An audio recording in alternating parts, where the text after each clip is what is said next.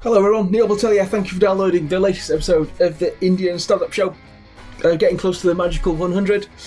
So today I speak with Tithi Tewari. She's the co-founder of Trezi. It's a virtual reality solution startup. The startup builds immersive technology solutions for real estate and other industries. So in this exciting episode, she talks about how it all works, quitting her prestigious career to follow her dreams of building this amazing startup. Talks about raising funding. She talks about building a global product while being based in India and dealing with the big US competitors. And finally, she gave some great leadership advice and also what to put in your slide deck as well. And much, much more. So please enjoy the show. Thank you. Hello, Tithi. Thank you for coming on the Indian Startup Show today. Thank you so much, Neil, for having me here. Please tell the listeners what you're building. Sure. So I am an architect from a leading architecture college in India and the co-founder of SmartVizX. SmartVizX was founded in 2015 by Gautam, my other co-founder, and me. We have over 40 years of first-hand experience of the communication and collaboration-based problems which were faced by the architecture, engineering, and construction industry. And this is what we aim to solve with Trezi. Trezi stands for Transforming Design, so TR from Transform and EZI from Design. And it is a fully immersive virtual reality product that dramatically transforms the design experience, communication, and collaboration for the industry. Awesome stuff. And how does it actually work? Can you give examples, please? Yeah, so it works in a manner that, let's say, there is a design that has been done on a 3D platform that is sort of loaded into Trezi. It's a software that you download on your laptop or your desktop, and you load that particular design file into Trezi, and Trezi instantly converts it into a virtual environment. And now inside this virtual environment, you can interact. So it comes with its 40 GB of asset library that has been created by our team, which comprises of low polygon assets of, things like chairs and tables and floorings and, ceilings and wall coverings and, partitioning, etc. And you can interact in the environment. You can actually generate multiple infinite number of static 3Ds. You can generate 360 pano tours. You can generate walkthroughs, which needn't now be predefined. You can do as much as you want to.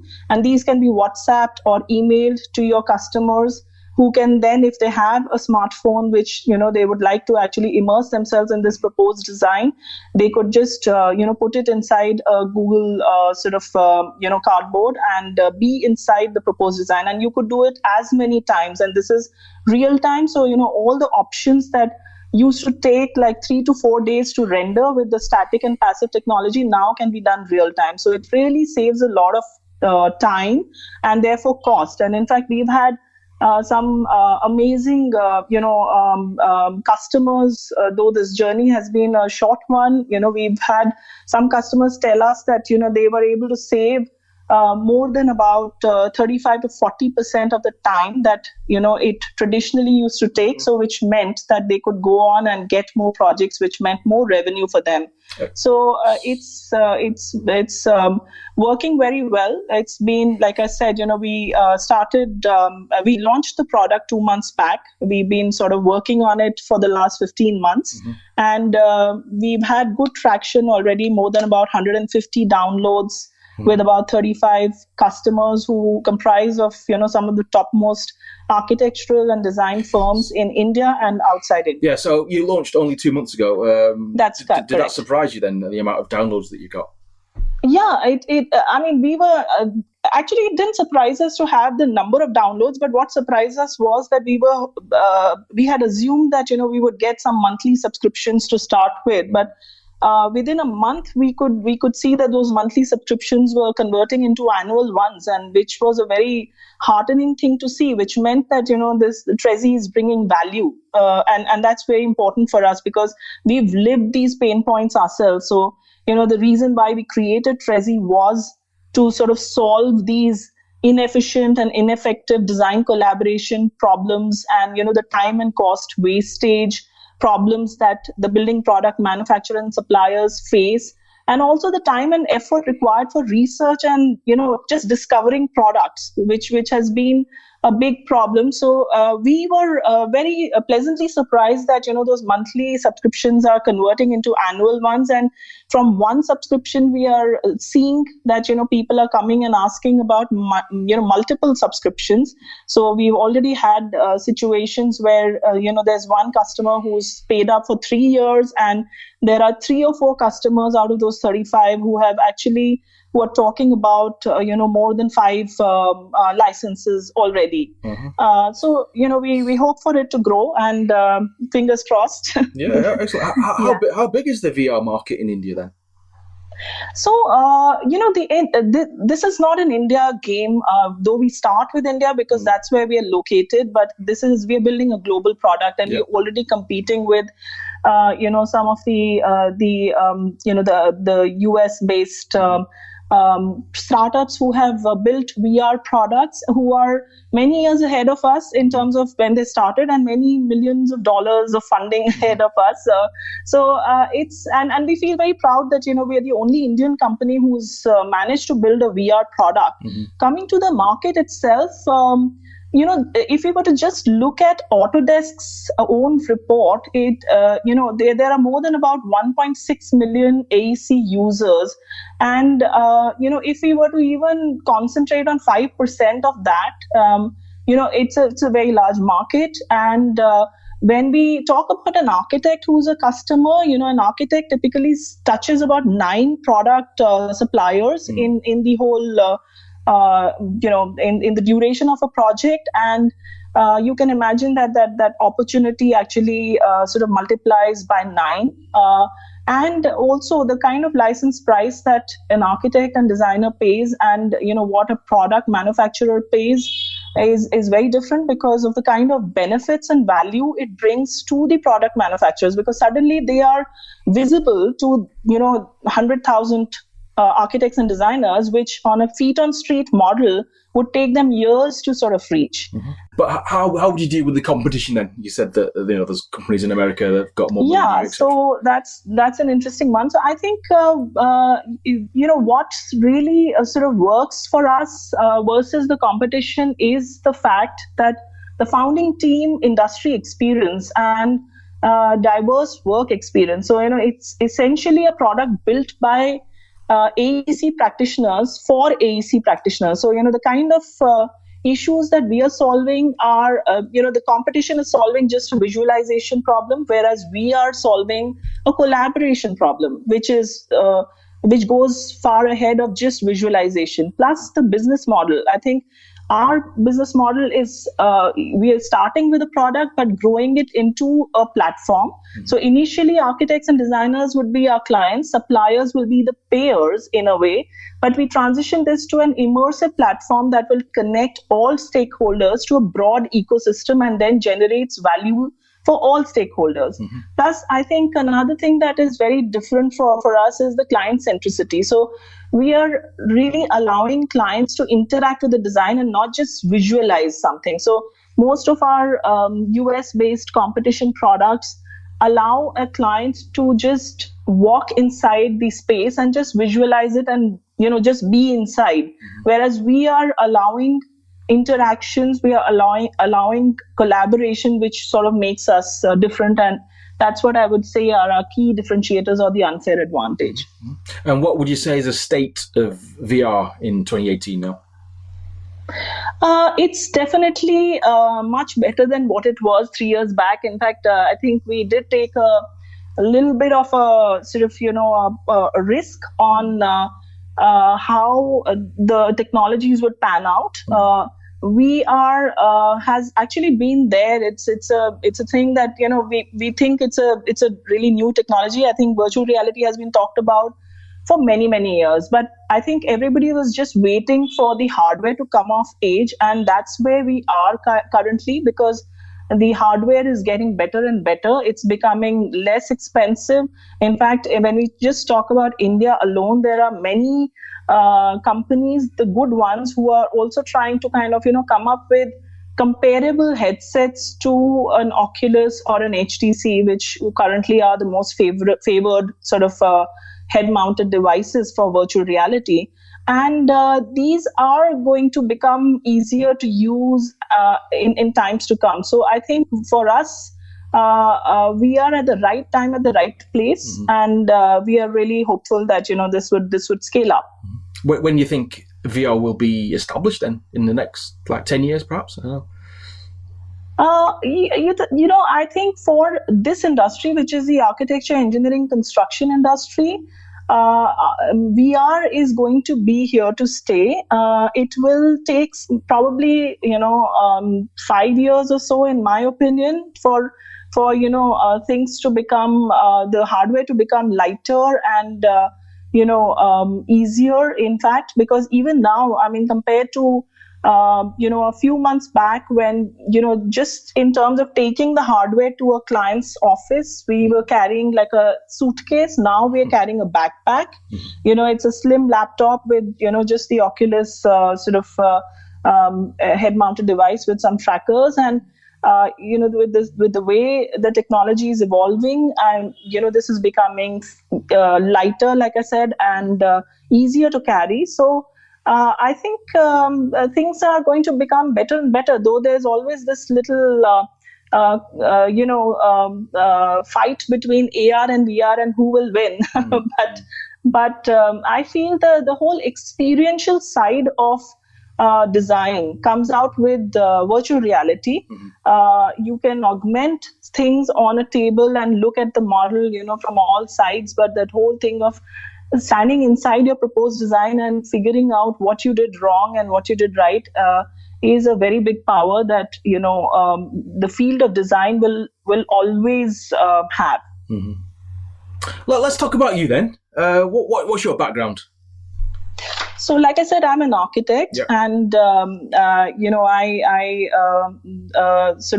have been a very passionate designer all my career. I graduated from this college in Gujarat called CEPT, School of Architecture, which is a very well-known institute for architecture. And post that, I've worked with international design firms, and in fact, prior to setting up SmartWiz, I spent almost a decade building up the business for a Singapore-based multinational, which when I joined them was a very small startup. And then when I exited my shareholding, it had become the second largest in Asia Pac in terms of revenue and headcount. And I'm also a voracious reader and can read 2 to 3 books at a time. I enjoy traveling a lot to different parts of the world. So that's a little bit about me. What are your favorite books? So, well, that's a difficult question. I really enjoy, reading Tolkien. Currently, what I'm reading is book by a dear friend of mine called Work, Workers and Workplaces. His name is Parthajeet Sarma, and I'm also reading Karma, The Riddle of Desire by Gurcharan Das. So, those are the two that are on my bedside currently. Okay, nice. And what were your favorite cities where you like to travel? Favorite cities? I enjoy. So since I'm an architect, I really enjoy cities which have an architectural past. I really enjoy Rome a lot. And the other city that I love to be in is Amsterdam. So I enjoy that also. Your most favorite project that you worked on as an architect? My most favorite project. One of the leading schools in New Delhi, which is the city where I live in, has been designed by me. And while I was working on this project, I learned a lot. And, this was sometime when I was just I'd finished my architecture and I had joined a very reputed architect in New Delhi. So I got this opportunity to work on this school from its concept to its schematic design development, and working drawings, and which is like a big exposure for somebody who's just gotten out of architecture school. And the amount of learning I had, on how to understand children and understand how they think, and children of all ages, and what do you need to sort of in your design to kind of make sure that all age groups are sort of addressed, and also look at aesthetics and functionality. And so it was great fun. I really enjoyed myself. Of course, there have been many projects in my 20 years of my work experience where I could say that I think the whole point of being in the field, in the world of design, is that every day you are learning something new, and that's something that really drives me, to be able to sort of learn something new. And this is probably the reason why since this is the startup show, I mean, honestly, Neil, I could have been just doing what I was doing. For 10 years I had great credibility. People knew me as the face of this Singapore-based firm that I was representing. I had money, I had everything going for me. And, to be able to sort of, chuck it all and say, okay, now I'm going to take a risk and, go solve a real problem that I have personally experienced, and put all my energy, all my savings, all my time, resource into solving a problem and doing a startup where it's a world of complete uncertainty. And, it's a big risk that one took. But I feel so happy that, I did that, because to make that transition from design to technology, I had to unlearn a lot, and then I had to learn a lot, of new things, and that's what's extremely exciting about it. Can you remember the light bulb moment then when you decided to quit? And who did you tell? Oh yes, I can. It's very clear in my head. So I was doing a leadership course at INSEAD, and it was a very sort of a prestigious course. I was I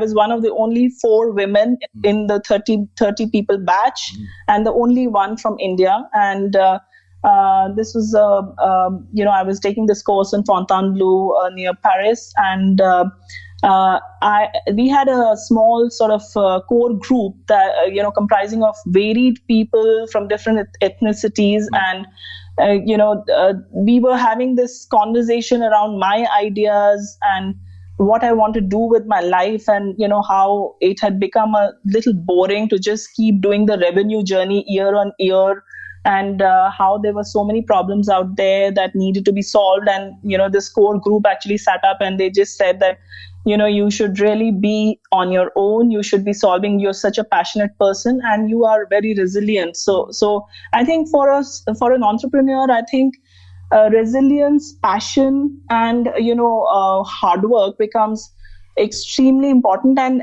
it was that moment, when they actually told me that seriously, you should explore something on your own, and something sort of changed in my head. And I got out of that inertia that life is great and there's really no reason to change anything. And I said, come what may, I want to make a small contribution to my my industry, and it's okay to fail. It's fine if it doesn't work out, but at least a few years later, I shouldn't be regretting that, I had that moment. I had all the good advice of, accomplished people who could see it, that I could do something, worthwhile with my ideas. And I just chose to be safe rather than, follow my dream. And that was that light bulb moment for me. Excellent. Okay, you mentioned the leadership course then. Can you give our listeners any tips on leadership?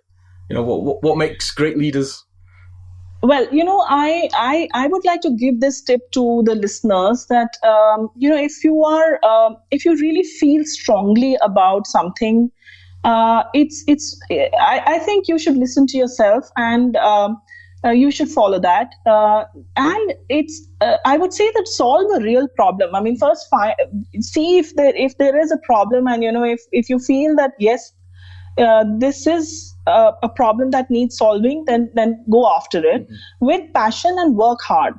And as a leader, of course, I think it's important to sort of stay connected to your people. If good leaders are the ones who listen, who is not always talking, and who are listening to others and connecting at all levels. I think that is extremely important as a leader. As an entrepreneur, as somebody who may want to kind of be having their own startup, I would one lesson that I have learned, which has been learned with a lot of pain, I must admit very honestly, is that you should keep your burn low. I mean, you just don't realize how fast one runs out of cash. So I think that's really important, that watch how you are sort of pacing yourself out as an entrepreneur who's trying to solve a problem. Mm-hmm. Actually, what would this company look like in 20 years' time then? Good question. So, for me, I think Trezi will be the immersive platform of choice. This would be literally like, all the architects, designers, suppliers would be on this platform. And I see that, this would be, we would be solving even bigger sort of issues which are relating to engineering services problems and, urban design, etc. So I see this as growing to becoming one of the leading sort of, collaboration platforms across the world for the building industry. Mm-hmm. What takes up most of your time then? Trezi takes most of my time. Apart from that, like I said, I enjoy my reading. I travel a lot. So, my books are with me on the flights. Apart from that, I'm also quite passionate about giving back to the society. I like to work with kids who have some sort of a medical condition. So I support a few organizations that assist surgeries, and I like to work with them. So that's what keeps me busy. Mm-hmm. You mentioned money before. Then have you raised finance for this then? Yes, we have. Yeah. So overall, we have raised about $2 million up till now in our angel round and a pre-series A. Excellent. And a lot of companies don't get funding, and you did. Why do you think that did? I think I think, like I mentioned earlier also, I think it was the experience of the founding team members. We were certainly not, with all due respect to, I have nothing against the 20-year-olds, but here we were like a couple of slightly older startup founders. We also had the good fortune of having extremely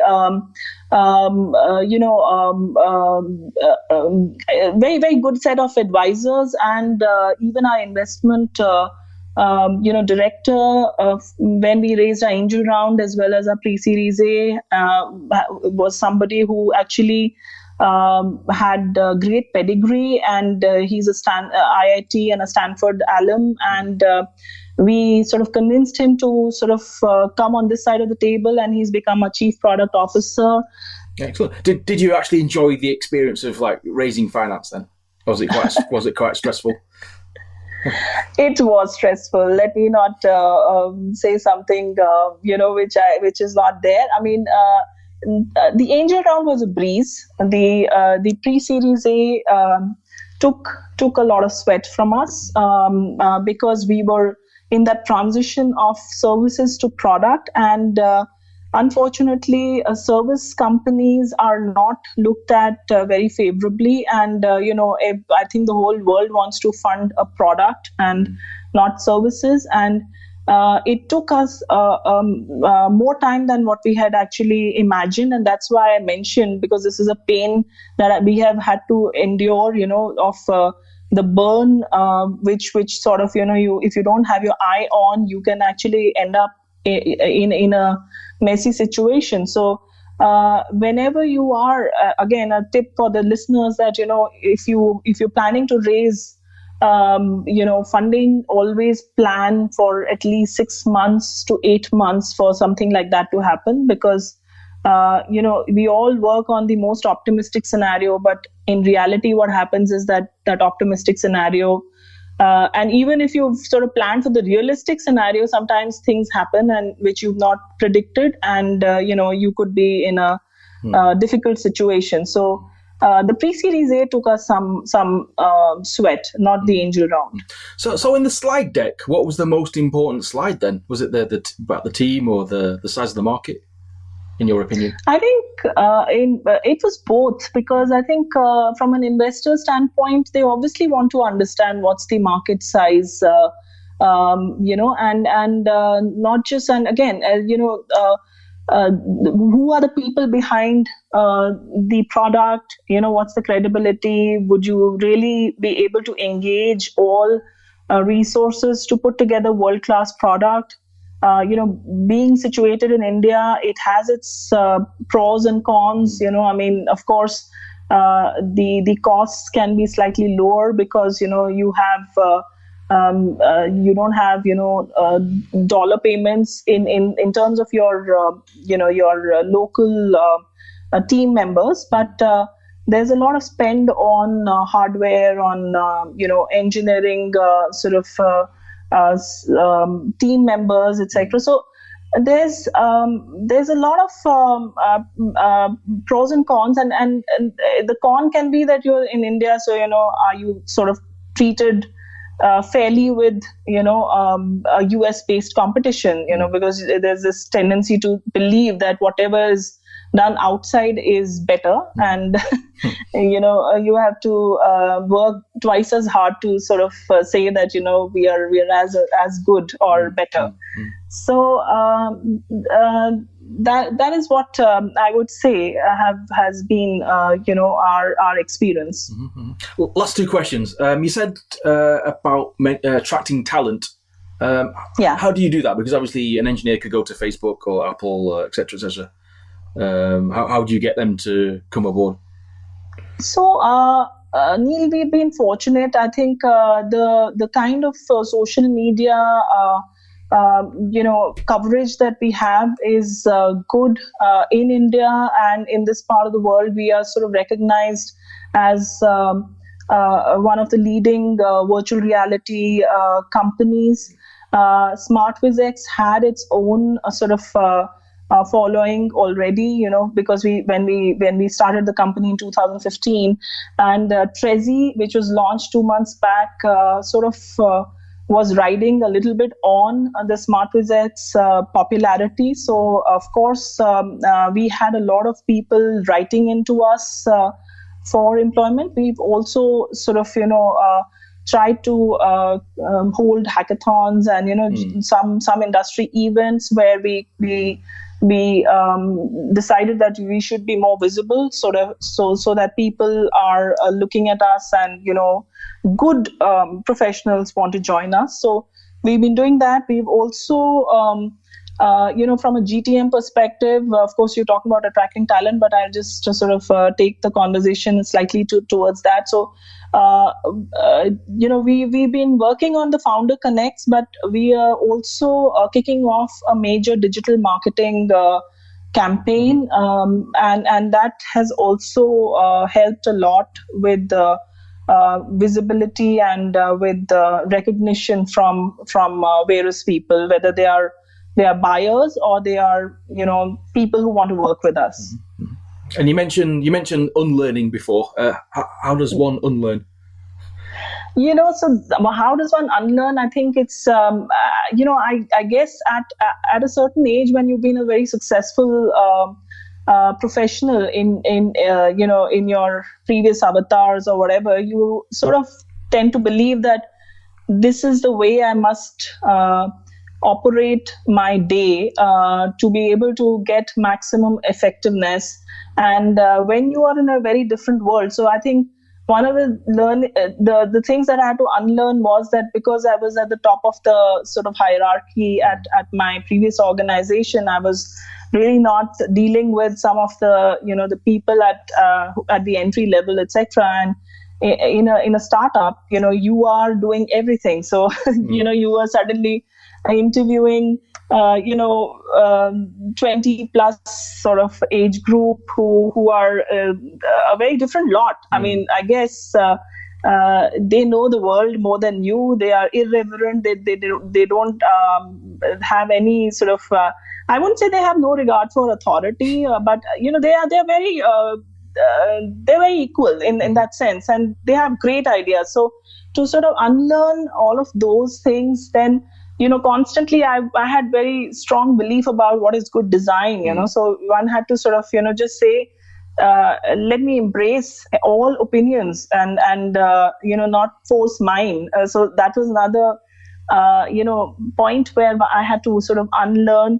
I had to sort of learn technology a lot, because again, at a higher position, you are used to other people sort of doing some of those daily tasks, and you are essentially taking decisions, and you are looking at the P&L, and you're meeting the topmost clients, etc. And suddenly now you have to actually learn a lot of those things back again. So there were many things that one had to sort of literally start at a clean slate and be okay with, not sort of say, hey, what am I doing? Maybe I made a mistake, because I think that's when passion pulls you through. You're just so focused on achieving that goal that you set for yourself, that nothing comes in the way. Everything seems small, every problem seems small, and you just want to get over it and move towards that that goal. Actually, if someone's listening and they want to do a VR startup, what advice would you give them? What advice would I give to a VR startup? Like I said, I think it's important to understand why a VR virtual reality is, in my mind, it's something. Of course, it's in every segment. Like you talk about automobiles, you talk about trainings, you talk about education, you talk about. I mean, virtual reality can be used in many different sectors. We chose for virtual reality to be used in our sector because we understood this sort of inside out in a way, which was architecture, engineering, construction. So my first advice would be that, have your problem statement clearly defined. Is it virtual reality that's going to make the cut, or is it some other technology? So have an open mind, and then evaluate yourself that, is it that immersive technology that you require, or is it an augmented technology that you require? And then start with something. Then having a very good set of technical people, I think that is the key, because if you yourself are not a technical founder, then you need to have people around you who would be the technical guys, because that's very important. You are working in a technology field, and so this was one problem that we had. So we had to really look at that, because we were architects and trying to get into technology. So we had to really find the right team members, and like I said, we've been fortunate that we found the right people and they've stuck by us. So there must be something that we're doing right for them to be believing in the dream with us and going along this journey with us. So having a good team is extremely important, and like I said, be passionate, work hard towards your goal, and watch out all the time for your finances. Be planned, and ensure that you don't run out of cash before you actually get to some place with it. So that's what I would advise anybody who wanted to do a VR startup. Excellent advice there. Do you have any heroes or people you admire? So there is this one gentleman. He's an Indian. I don't know if you're aware of a gentleman by the name of E99, and he really inspires me. He was not the founder, but he actually sort of put together the whole of the metros. So the whole metro rail networks in India. He's one of the pioneers. He's actually a civil engineer, and he's known as a metro man. So he actually changed the face of public transport in India, and he was a great. I mean, he's a great leader. He's alive, of course, and he's somebody who's really inspired me, because staying within the government realms, to be able to put together something so amazing and change the whole face of public transport, and that's what I take a lot of inspiration from. That it is possible that within your constraints you can still build something unique, something world class, and solve a real problem. So he really inspires me. Yeah, public transport in India is a tough job. It is a tough job, for sure. So that's why I'm saying, I think for me, he's somebody he's not a very celebrated man. I mean, of course, he's been awarded the Padma Shri and the Padma Vibhushan, etc. And he's also got some awards from the French government.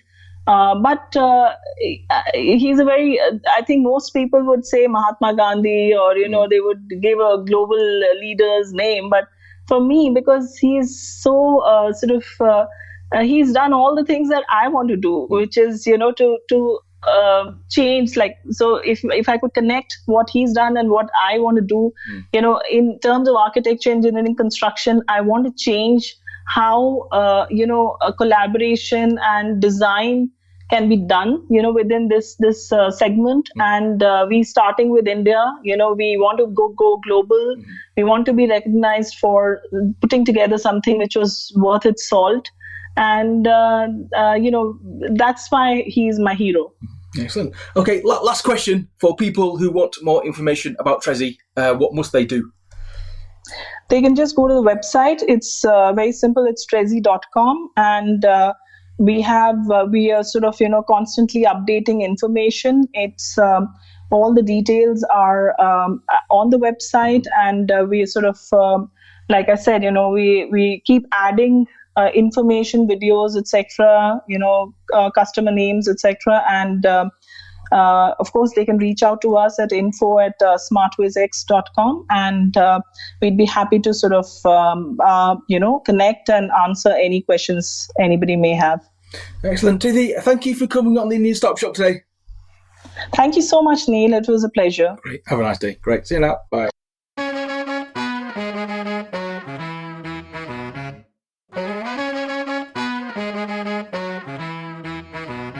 Thanks for Tithi for coming on the show today. Thank you for supporting the podcast, and I'll be back next week. Now, if you're building something exciting, please email me hello@neilpatel.co, or you can go to facebook.com/Start Indian Stop Show. Love to connect. Thank you and goodbye.